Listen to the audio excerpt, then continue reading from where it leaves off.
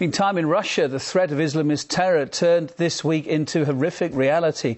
Double terror blasts just 20 minutes apart on Thursday in the Republic of Dagestan killed 13 and wounded more than 100.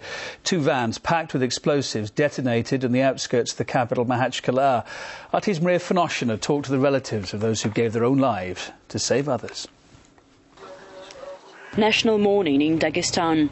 Under Muslim tradition, 3 days after the funerals, family and friends come to the cemetery twice a day to pray and to pay respect to their loved ones.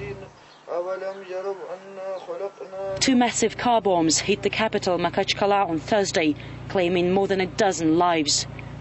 This freshly dug grave is the final resting place of 29-year-old police officer Abdulatif Albekov. His name is handwritten here. Shamil says he feels lost without his brother, who'd acted as the head of the family since their dad passed away years ago. When the first blast happened, I tried to call him, but in vain. Then he called me back saying he was around and he'd gone to the scene to help. He said all was fine with him, but the scene was a mess and he has to stay out to help there. I could hear cries and sobbing through his phone. He said, "I'm going to call you in 5 to 10 minutes, okay?" But he never called back. The next time Shamil would see his brother would be in a morgue. A piece of metal that had been placed around the bomb entered his chin and came out through his neck. Magomed, the cemetery's keeper, says at least this family had a body. Many others received only body parts in plastic bags. It's a sad fact that the recent attacks on the police and authorities in Dagestan are merely the latest incidents in a long-running history of violence in Russia's volatile Caucasus region. But Thursday's tragedy has already become the most devastating in months. The first explosion took off here when officers from this police post stopped the car for documents check. Apparently the driver was a suicide bomber. Minutes later, as many police cars and ambulance teams and emergency crews and fire brigades reached the area, the second blast occurred. It was much more powerful. You can see the crater.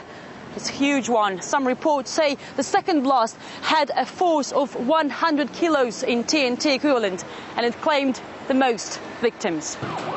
The double attack, one bomb after another, is a tactic commonly used by international terrorist organizations such as Al-Qaeda in places like Iraq and Afghanistan. It's designed to kill as many people as possible. A variety of jihadi networks around the region is hosting, is training, is even funding some of the activities of these, terrorists in Russia. In an instant, lives were snuffed out, families left devastated.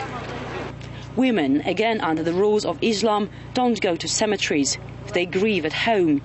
The mother, along with the wife of Abdulatif, say he never liked cameras, and they have to console themselves with the few pictures they have. He left in the morning and then came back. He forgot something. I told him, "This is a bad luck." "Oh, we'll be fine, Mom." He tried to calm me. But I don't know how long I'm gonna live, but I'll live for them. Abdulatif leaves behind 2 little girls. I'll tell them to be good girls as their father is watching us, and we'll tell them to be proud of him because he was a brave man. He ran to help and died. He was the best father in the world, I'll tell them.